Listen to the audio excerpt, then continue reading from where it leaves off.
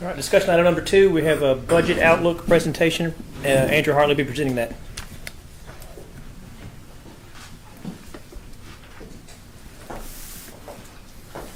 All right, good afternoon. We have prepared a short video for your viewing pleasure. We will take questions afterwards, but we ask you to just kind of sit tight. We're going to turn the lights out here, and Julie's not here, so she didn't bring popcorn. But I'm happy to take questions afterwards. Hopefully, our technology wizard will go ahead and start. Awesome. Yep. Oh, wow. This is new.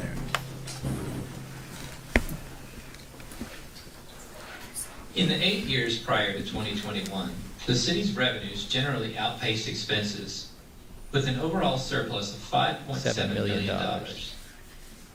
COVID caused both an increase in expenses and a decrease in revenues, creating a significant deficit. Note that this deficit is systemic. It will continue until corrective action is taken. Until 2023, however, this deficit was mitigated by $10.1 million in federal COVID relief funds. After those funds were depleted, our 2024 and 2025 budgets had to be balanced with $6.4 million in transfers from reserves. The city's expense budget has increased 30% in the last 5 years. Revenues have improved well beyond pre-COVID trends, but they have significantly lagged the increase in expenses. Prior to 2019, the city's reserves had steadily increased. At its peak, we had enough reserves to fund 6 months of operations. In 2023, the city implemented a prudent minimum fund balance policy, calling for not less than 3 months or 25% of operating expenditures to be maintained in the fund balance. Today, this rainy day threshold is approximately $10.5 million, and our reserves are funded at approximately $13.2 million, or 31% of operating costs. At current funding levels, the city is estimated to dip below its minimum fund balance threshold just a few months from today. Absent significant changes to anticipated revenues and expenditures, the city will exhaust its discretionary reserves in approximately 3 years. Before we talk about the deficit and some potential solutions, let's look closer at what contributed to it. Let's start with the revenue side of the equation. 4 sources make up 78% of the city's annual revenues. Payroll withholding taxes account for half of the city's total revenues. Net profits, insurance premium tax, and property taxes together account for 28%. The remaining 22% is comprised of various fees for services, contributions from state and local partners, grants, and interest from investments. Payroll tax revenues held steady for the 6 years leading up to COVID. In 2020, they took a sharp dive, decreasing $2.8 million, or just over 15%. In contrast, the other big 3 sources increased $1.5 million, or almost 16%. In Frankfort, payroll withholding revenues can be broken down into 2 pieces: withholding from state government employees and withholding from everyone else. In a single year, state government payroll revenues dropped an astonishing 37.5%, or almost $3 million. In contrast, payroll taxes from non-government sources increased by $251,000, or 2.3%. State government payroll revenues have nearly recovered to pre-COVID levels, but have been outpaced by inflation by $2.6 million. The number of government jobs in Franklin County has been steadily declining since 2015. The post-COVID transition to remote work means some state government employees pay withholding taxes to other jurisdictions. All the recent growth in state government payroll tax revenues has come from wage increases, which makes future revenue growth look less than ideal.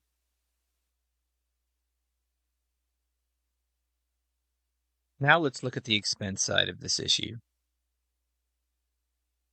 Personnel costs account for an average of 68% of the city's expense budget. In the 21 years leading up to COVID, state and local wages nationwide grew at a steady average of about 2.2%. After COVID, that rate has more than doubled, with an average over the last 3 years of 4.5%. In the 5 years leading up to COVID, the city's personnel costs increased 3.3%. In the following 5 years, personnel costs increased 31%. That's nearly 10 times as fast. While personnel expenses are up 38.5% over the last 10 years, headcount has only increased 11.2%. Indicating that wage inflation has been the primary cause of personnel expense growth. Across the board, the cost to buy materials, supplies, and vehicles, and to renovate or build new structures, has increased by 28% or more in the last 4 years. Now that we've identified the causes of the deficit, let's talk about some solutions. Recall that last year we presented a capital plan where we identified about $23 million in operating capital needs.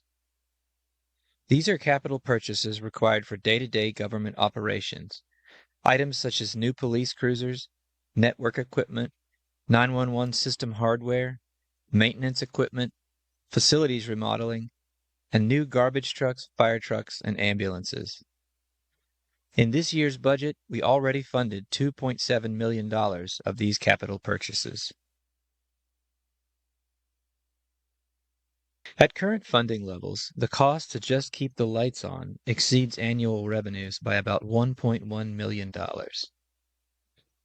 Funding operating capital purchases at this year's level pushes the annual deficit to $3.9 million. Fully funding a year of the capital purchasing plan increases the deficit another $1.9 million annually.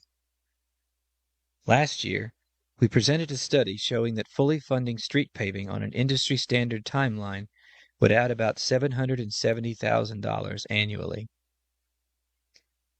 Even a modest 2% cost of living increase will add about $443,000 to the budget. We know it's not feasible to fund zero operating capital. We will assume for discussion purposes that the annual budget deficit is $3.5 to $6.5 million annually, or $24.5 to $45 million over the next 5 years. Let's look at some of the ways we are already working to close this gap.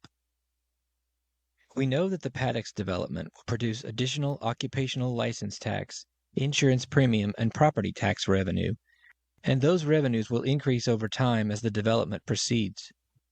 From the numbers provided by the Paddocks consultants, we should expect to start seeing property and occupational license tax revenue increases beginning sometime in the next year or so, with an estimated impact of $1.1 million over 5 years, plus an unknown amount of insurance premium tax revenues. We have already begun efforts to close the gap on $825,000 in annual programmatic costs in youth sports, golf, and the aquatic center. Over the next 5 years, these changes are expected to save the city $2 million. We are actively working on changes to the parking fee structure for the Ann Street Garage and the new Transit Center, which operate at more than a $200,000 a year deficit. With a phased 3-year plan and increased traffic to the Transit Center Garage, we hope that we can eliminate most of this $1 million deficit in 5 years. Finally, we are making important steps towards tax collection reforms. We are confident the city stands to capture a significant amount of revenue from a complete overhaul of our tax collection system, focusing on efficiency, taxpayer education, legislative and regulatory changes, process audits, compliance, and enforcement. This is a long game, 5 to 10 year process with some initial cost outlays. Forecasting the impact of these changes is difficult and full of unknowns, but we think over the next 5 years we can bring about a net increase of $4.4 million and significantly more beyond that. Now let's look at some new revenue streams that could be implemented. After subtracting state and county shares, the city currently spends about $1 million out of the general fund to operate 911 dispatch. Amending the interlocal agreement to require the city-county match percentage to be based on either population or entities dispatched and implementing a 911 fee for city residents would fully offset this cost. As you'll see in an upcoming presentation, the 911 fee would be set at between $4 to $6 per month, depending on the billing method and funding split. The city spends $2.1 million annually on solid waste collection and recycling services. Currently, residents do not pay a separate fee for those services, meaning the cost of this service is paid from general tax revenues.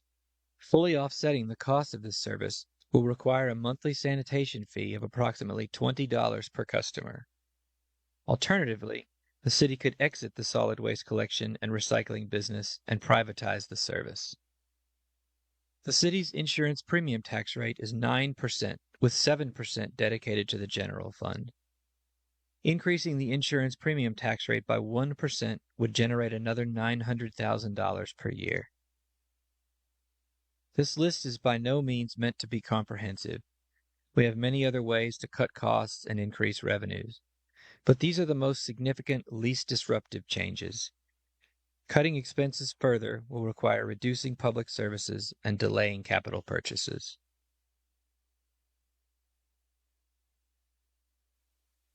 Finally, let's talk about debt and some of the capital projects the city is undertaking or considering.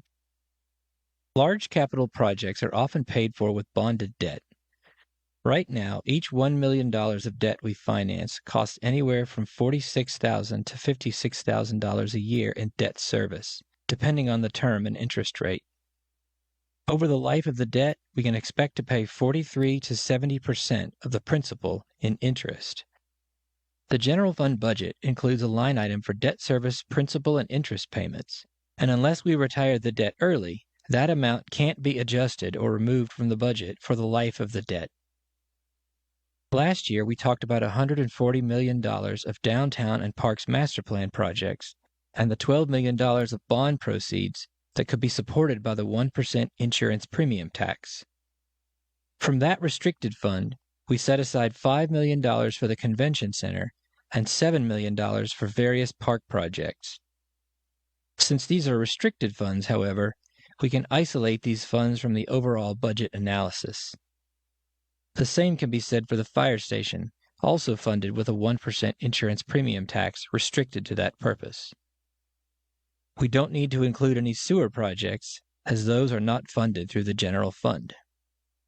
The city currently has 3 General Fund Kentucky Infrastructure Authority loan obligations for a total outstanding balance of $821,000, budgeted at $56,000 annually. These are for stormwater projects, and the earliest debt will mature in 2044. In 2014, we issued $4,650,000 in bonds for the Juniper Hills Aquatic Center, with a total principal and interest obligation of $7.2 million. The current outstanding balance of principal and interest is $4.4 million, with an average annual payment of $275,000. In 2023, we issued a $5,145,000 bond to pay for the construction of the Transit Center, with a total principal and interest cost of $7.8 million. The debt has an average annual cost of $390,000 and will mature in 2044. Last year, we entered a contract with the Transportation Cabinet to share in the costs of constructing Vandelay Drive to connect the Paddocks development to the east-west connector, opening additional commercial land for development. The anticipated cost to the city of this project is $6.5 million. We are including an additional $1.5 million to complete a major sidewalk shoring project for the McClure Building downtown. The average annual debt service to support this $8 million bond, with total payments of $13.5 million over 25 years, is $518,000. Note that the effective interest cost to issue the 2014 Aquatic Center bond was 54.7% of the amount borrowed, while the effective interest cost of the 2025 Paddocks bond will be 67.6%. All told, after we issue the Paddocks Road bond, the city will have total outstanding debt obligation, including principal and interest, of approximately $26.6 million. Some additional capital projects the city has been discussing include an indoor pool, riverfront development, and renovations to City Hall. Last year, the city committed $500,000 to fund a match for the Keaton Lane Industrial Park. As you will hear in an upcoming presentation, the Capital City Museum building on Ann Street has significant environmental and structural issues, and we anticipate that the cost to repair the structure will be $3 to $6 million. Due to the pending sale of the current storage facility, the museum is also in need of new storage space for its extensive collection. Storage rental currently costs $30,000 annually, and efforts to find a new storage facility suggest that cost more than doubling.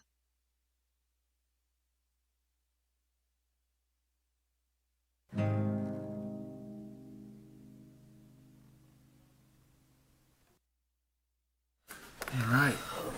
Thank you, Andrew. Are we having fun yet? That's a well-made presentation. Thank you. Thank you. There's copies of all the slides and the notes for your... Is this our opportunity for questions or discussion? It sure is. Anybody want to take the lead? Might need a few minutes.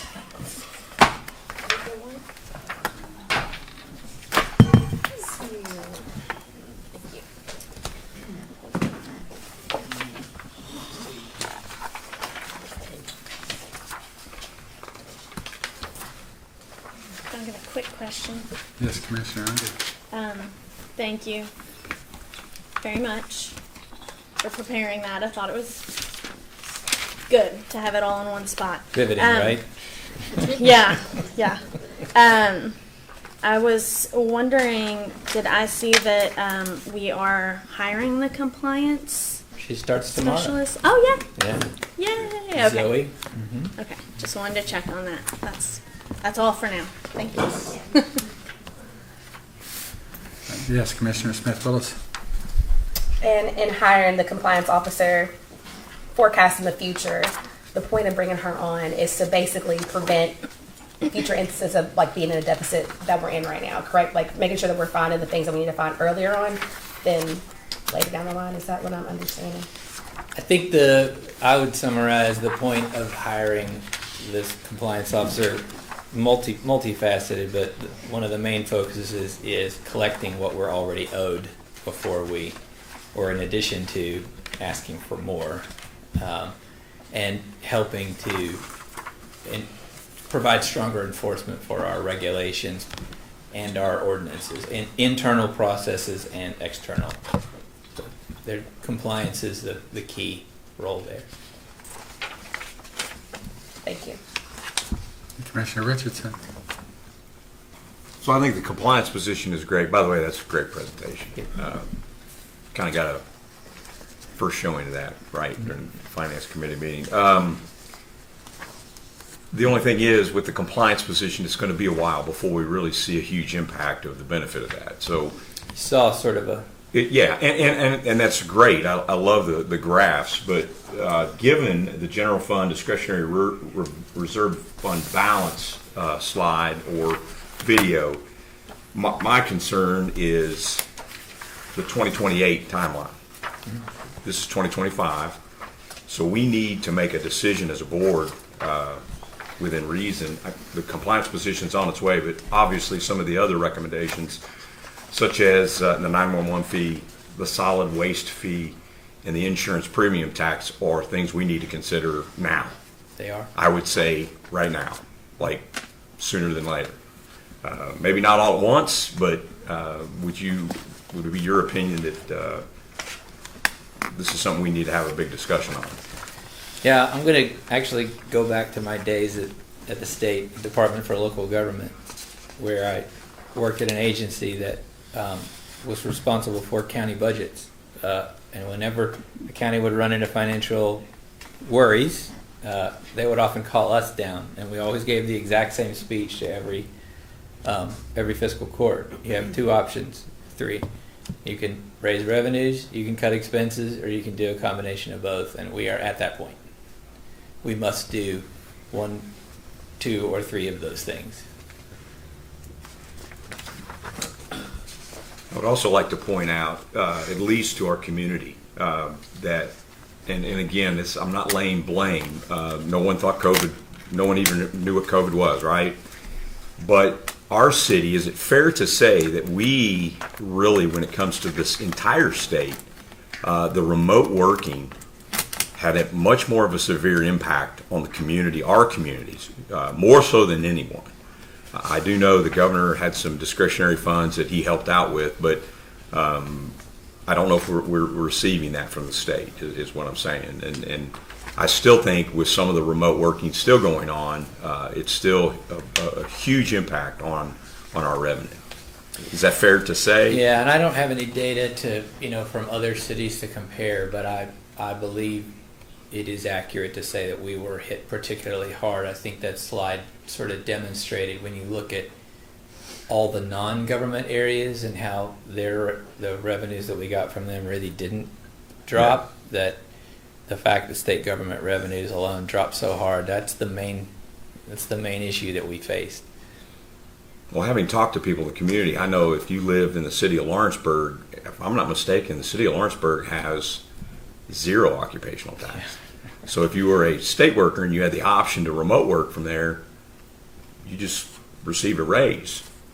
So again, and I do know there's stuff going on with the legislature maybe to bring some people back to work, and I really have no, I understand both sides of it. I think there's some efficiency with remote working. I do. I'm not giving an opinion on that. I'm just making a statement that I know, having worked for this city for a long time, state government was a huge revenue, even back before they started kind of through attrition, not hiring back positions.